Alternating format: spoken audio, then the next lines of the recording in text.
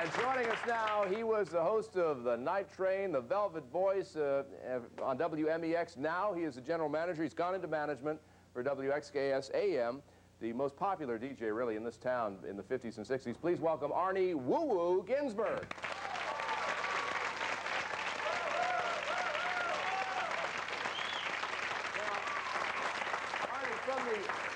From the perspective of the disc jockey, when the British invasion had hit and all like that, and we were overwhelmed with the British bands, were the Monkees almost retaliation of that, do you think? Oh, yeah. Yeah, there was so many British groups, and then the Monkees happened all of a sudden. Mm-hmm. And I can point out something. I noticed earlier one of you mentioned about the Monkees were hit with Last Train to Clarksville before the show ever went on the air. At least in Boston, we had advanced copies, and that thing was an instant hit.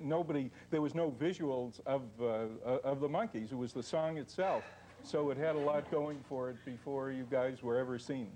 What did it, from the DJ standpoint, was there any skepticism about a group that was pretty publicly assembled for a TV show, or how was their music greeted? No, I don't think so, or at least in this area, nobody cared particularly one way or the other. There was something unique in that group. It was obvious that they caught on right away without even before the super hype began. There was something inherent in there, and probably because they all had a little background in showbiz or music, and it worked. The group. I know he did. No, I got to tell you something. I was in the dressing room with the Monkees, and Mickey wasn't in the room at the time. He came in, and suddenly it was just like watching the TV show. I'm sure maybe you guys weren't aware. Give me that brush. No. You saw the same thing. It's on or off stage. It really doesn't matter. They got a little thing going all the time, and the interaction still works. John Lennon likened you to the Marx Brothers, I think, is the way he described. Was that a fair assessment? Absolutely. I think he'd been drinking, actually. I think it's absolutely correct. It's the closest kind of comparison I think you could make. And we're going to stop right there. Thank you. We like it. All right. Who over here? Yeah, go ahead.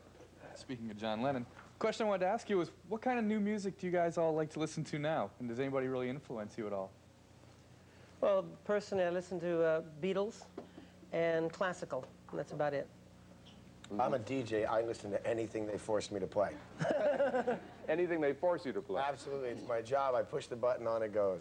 I mean, when the Last Train to Clarksville came to the station, it was just another record, or was it sort of special because it came from the company that was sending it? No, when the record came in, you get a bunch of records in, and I got an advance copy and really didn't know anything about the Monkees at that time. And I had control of the music on my own show, and I heard it, and I said, this thing works. So I played it 3 times the first night, which is unusual. And, you get the telephone feedback instantly, and it was really an overnight hit, as a song. I remember when I first heard it on the radio also, and Mickey and I were together, and we were sitting outside our house that we rented together in California, and it was sort of like, it was so scary, wasn't it? I mean, it was very exciting to hear your song on the radio. Car, didn't we? Yeah, we just pulled up in the car and he started playing it. That's playing our song! We kissed, we got engaged, but it didn't work out.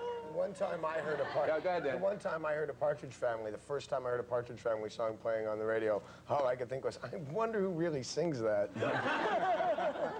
You didn't do any of this? None. I can play the radio, and that pretty much is the limit of my musical ability. Oh, okay. All right. Yeah. Hi. This is for Danny. Yes. How many years was the Partridge Family show on? And 2, what happened to your bus? Chopped and challenged. I believe the Partridge Family was on for 5 years, and this is completely true. The bus is parked outside a Mexican restaurant in Los Angeles. They bought it as a tourist guide. It's now like a planter. It's now like a planter. This question is for Davey. Are you going to be on My Two Dads again? I have no plans to do that, but I'm sure if I'm asked, I'll consider that. Oh, she's frustrated. We'll go over here. I was wondering why Mickey's Randy Scousket had a different title in England. Because in England, a Randy Scousget is, the translation is a horny Liverpudlian fool. And in England at the time, that was considered to be a bit naughty. Randy in England means horny, over here. And so I thought it was funny. It was on Till Death Do Us Part, which was the English show that became All in the Family. So the Art Dunker character was calling his son, that son-in-law, a Randy Scousket, which is like a, you know, a dirty name. And I thought it was just a great name, so I named the song that. And then when I got over to the States, they said, you have to give the song an alternate title for England. And I said, okay, and so it was called Alternate Title. It was called Alternate Title. One quick question before we have to break. Did you have one? Yeah. Yes. This is for all the Monkees. I was wondering, it seems like Mickey sang a lot more of the songs. Was there any kind of competitiveness between the four of you? Mickey was the lead singer. That's why he sang. But none of the other three didn't mind at all? Well, they weren't called. They paid my checks. What can I tell you? No, I think in all respect to everybody else, I mean, Mike has a very country, at that time in the 60s, a very country flavor. Pete had a very folk rock And I kind couldn't of reach flavor. the microphone.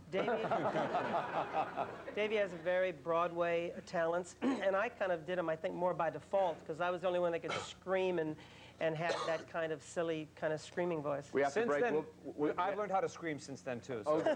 And they do. And on that note, we'll be back after this with the Monkees.